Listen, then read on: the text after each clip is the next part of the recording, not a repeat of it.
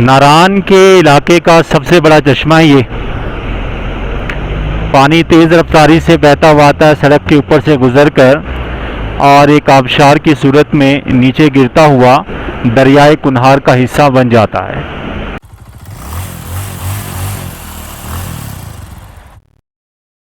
नारान बाज़ार से हम आगे हैं और अब हम नारान से हमारा जो सफ़र है बाबूसर टॉप की तरफ वो शुरू होगा। शाम हो चुकी है लेकिन जितना हम फासला तय कर सकते उतना करेंगे और जहां देखा अंधेरा हो रहा है तो वहां पर इंशाल्लाह कैंप लगाएंगे। गुड बाय नारान। PTDC मोटल नारान उसके पास से गुजर रहे हैं। नारान से चंद मीटर आगे जो दरिया कुन्हार है काफ़ी फैलकर बहता है और यहाँ पर इसका बहाव भी सुस्त है। कई शाखें ऐसी हैं जिसमें थोड़ा थोड़ा पानी है, तो एक बड़ा अच्छा पिकनिक स्पॉट है जहाँ पर रुककर कुछ टाइम गुजारा जा सकता है। नारान में आप बोट राफ्टिंग भी कर सकते हैं। ये पॉइंट है, यहाँ से आप कश्ती में बैठेंगे और इसके बाद कुछ आगे जाकर कश्ती जो है वो आपको उतार देगी और फिर लेकिन वापसी पर वही जो राफ्टिंग वाले अपनी कश्ती दोबारा यहाँ पर लेकर आएंगे और आपको कुछ चार्जेस भी पे करना पड़ेंगे।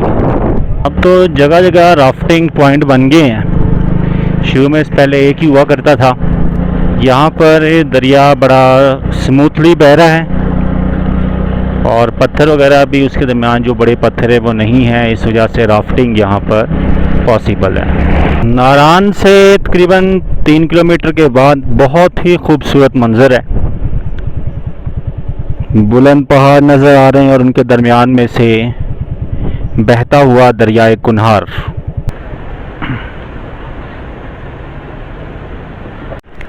बटाकुंडी के इलाके में एक आबशार जिसको लोग सोनी आबशार के नाम से भी जानते हैं,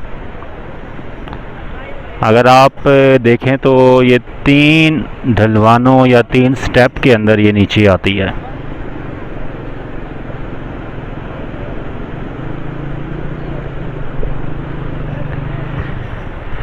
और फिर इसका पानी सड़क के ऊपर से बहता हुआ नीचे दरियाए कुन्हार में जा रहा है। ये भी एक अच्छा पॉइंट है नारान और बाबूसर टॉप के दरमियान। नारान से तकरीबन 10 किलोमीटर के फासले पर एक और चश्मा है।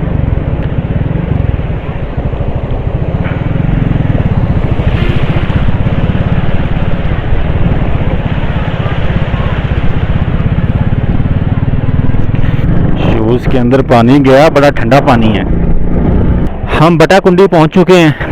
बटाकुंडी नारान से तकरीबन कोई 15-16 किलोमीटर के फासले पर आता है और यहाँ पर भी होटल की फैसिलिटी मौजूद है।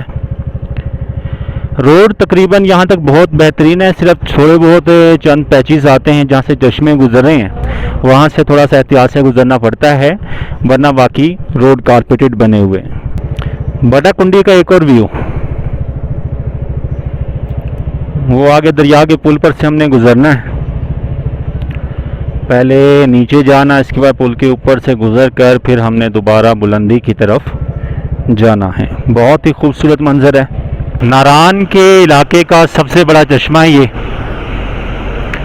पानी तेज़ रफ्तारी से बहता हुआ आता है सड़क के ऊपर से गुजर कर और एक आबशार की सूरत में नीचे गिरता हुआ दरियाए कुन्हार का हिस्सा बन जाता है।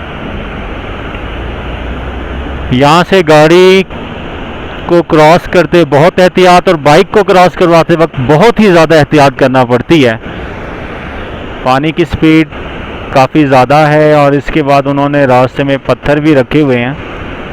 ये जो चश्मा है वो नारान से तकरीबन कोई 19 किलोमीटर 18-19 किलोमीटर के फासले पर आता है।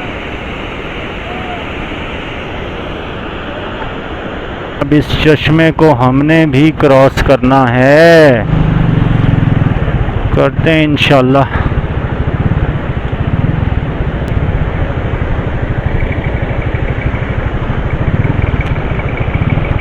बिस्मिल्लाहिर्रहमानिर्रहीम। या अल्लाह मदद।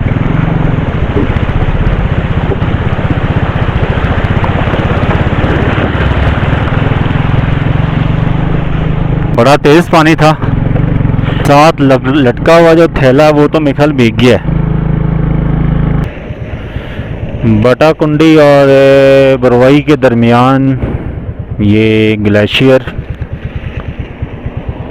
जुलाई में, मई जून में तो मई जून जुलाई में तो ये काफ़ी बड़ा होता है, लेकिन अब पिघल का सिर्फ इतना सा रह गया है। और मुकामी लोगों ने इसमें जनाब सीढ़ियाँ सी बनाकर साथ कुर्सियाँ रखी हुई हैं तस्वीरें वगैरह खिंचवाने के लिए।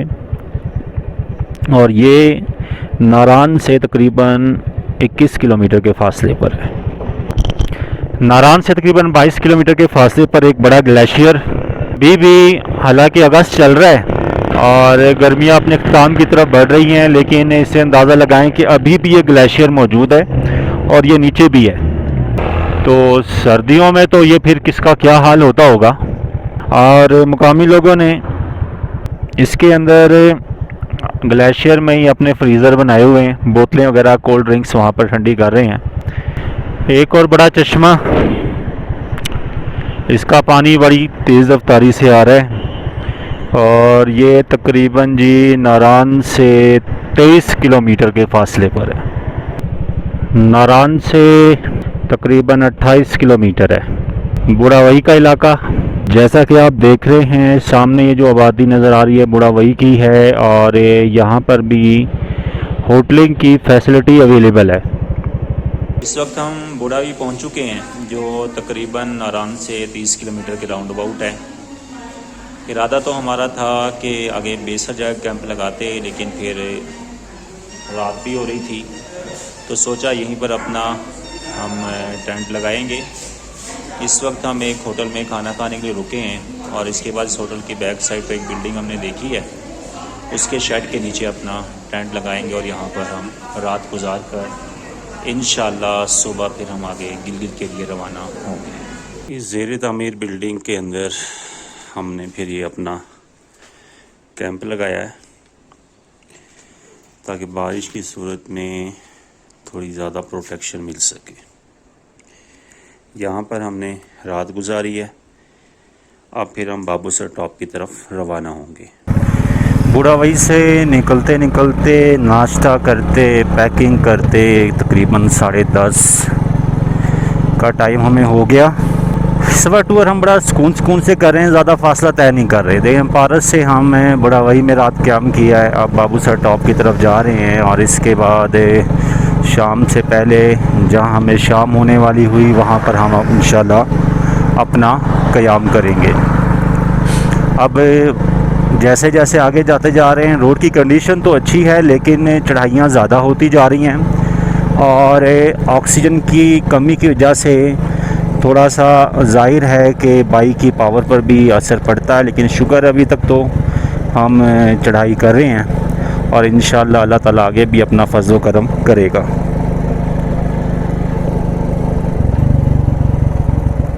ये थोड़ा सा रास्ता आया है ख़राब सा,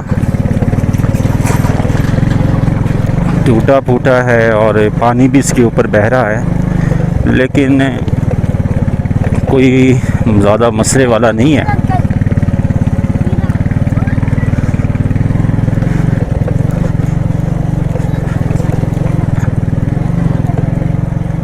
आगे रोड फिर सही हो जाता है। बाबूसर टॉप का अगर रोड सही ना हो तो यकीनन इसका भी शुमार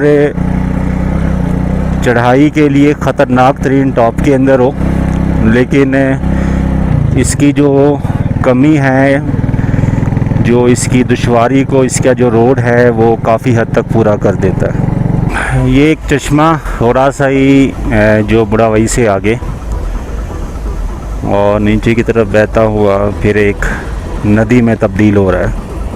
बुढ़ावई से आगे 2 जगह से सड़क टूटी हुई थी और बहरहाल उसकी मरम्मत का काम जारी है और उम्मीद है कि वो भी जल्दी ठीक हो जाएंगे।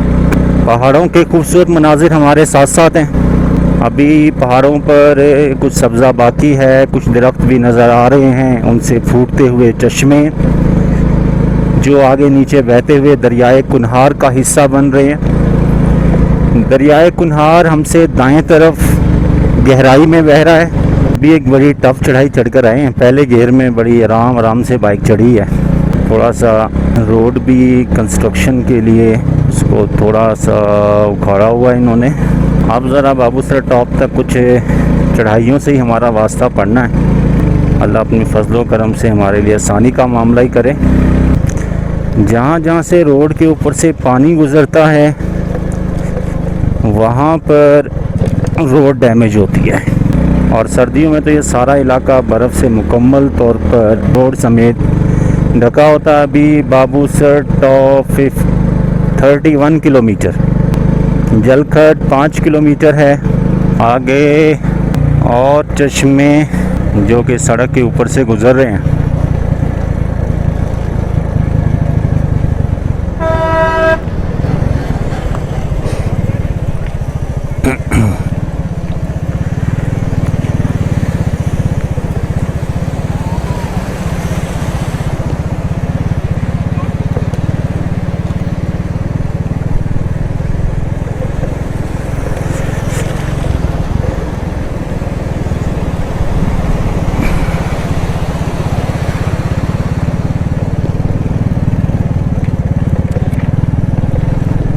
उतराई और सामने दरियाए कुन्हार भी नज़र आ रहा होगा।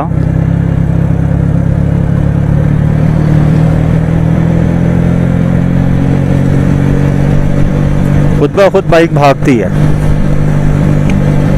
अब बगैर जोर लगाए खुद ब खुद दूसरे गियर में कोई 45 पर बाइक चली गई।